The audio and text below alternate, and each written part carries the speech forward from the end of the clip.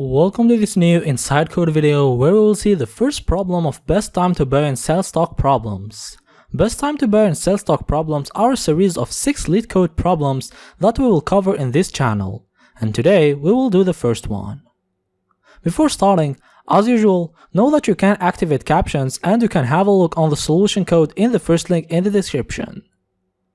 So what does the problem say? It says, we have an array of integers prices where an element prices of I represents the price of a stock on day I, and we want to get the maximum profit by performing at most one transaction. A transaction means that we buy a stock and we sell it. So you have to create a function that returns the maximum profit that you can do, and note that you cannot sell the stock before buying it.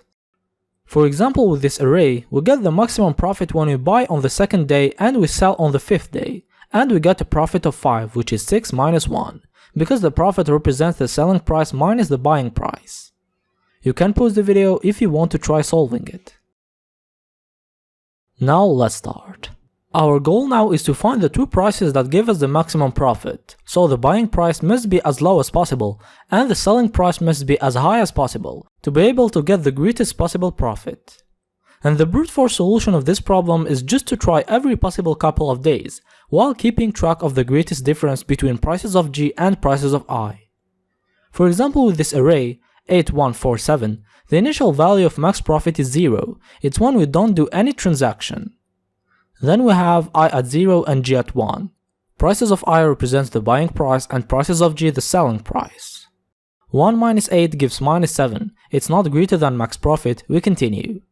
Next pair, the profit is minus 4, same thing, it doesn't replace. And by the way, we replace max profit when we find a greater difference. Next pair, 7 minus 8 is minus 1, same thing. Now we check pairs when I is equal to 1, and G starts afterwards because selling must always be after buying. We can't sell before buying. Here 4 minus 1 gives 3, which is greater than 0, so our max profit gets replaced by 3. Next pair, we have 7 minus 1 is 6, greater than 3, it replaces max profit. Next and last pair, 7 minus 4 is 3, it doesn't replace. And now we checked all pairs and we got that the max profit is 6, it's when we buy on the second day and sell on the 4th day. For the code of this solution, we first define the function, then we initialize max profit to 0 as said earlier. Then we just use regular nested for loops. The first one is for values of I, the buying day, and the second one is for values of G, the selling day. And G starts at I plus 1 because selling must be after buying. Inside it, max profit gets replaced by the maximum between the actual value of max profit and the profit that we can get with actual pair, which is prices of G minus prices of I. After the loop, we just have to return max profit. For the time complexity, here we have two nested for loops, and they give us a time complexity of O of n squared. And for the space complexity, we are using simple variables only, it's constant. That was the brute force solution, but we can do better, let's see another solution. A solution that may come in your mind is to search for the minimum price, search for the maximum price, then the max profit is just their difference. This solution may work sometimes, like for this array, but the problem is when the max is before the min in the array, like in this one, because we said that we can't sell before buying. So the solution doesn't always work. But instead, what we're gonna do is that instead of keeping track of the minimum and the maximum price, then return their difference, we keep track of the minimum price and the maximum profit, not price.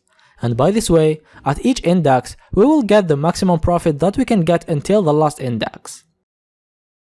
And by this way, at each index, we will get the maximum profit that we can get until that index.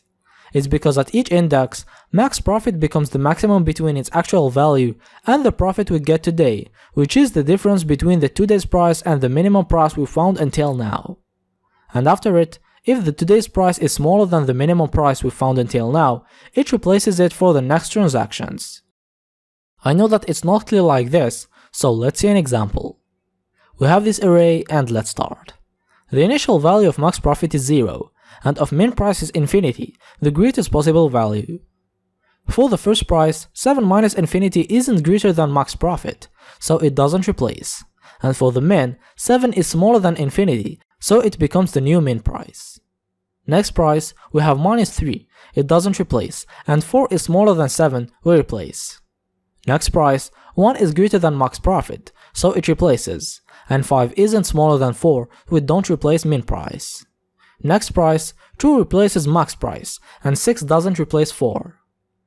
Next price, we have 9, and we got a new max price, which is when we buy with 4 and sell with 9, we get a profit of 5, so it replaces. And 9 isn't smaller than 4, so we still have 4 as minimum price. Next price, 7, it doesn't replace both. Next price, 12, we have a higher profit, our new max profit is 8. Next price, we have 1, the profit isn't higher but it replaces the minimum.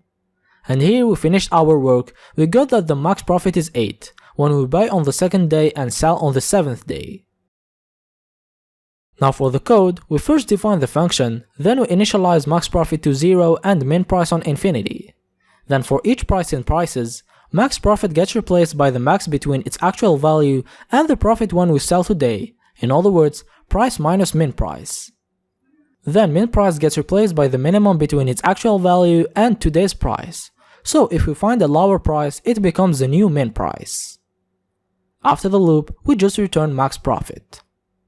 For the time complexity, we are just traversing the array once, so it's ofn. And for the space complexity, we use simple variables only, so it's constant, O of 1. And this solution can be considered as a dynamic programming solution, because if we use an array dp to store max profit at each index, then dp of I would be equal to the maximum between dp of I minus 1, the precedent max profit, and the profit of the actual index, prices of I minus min price.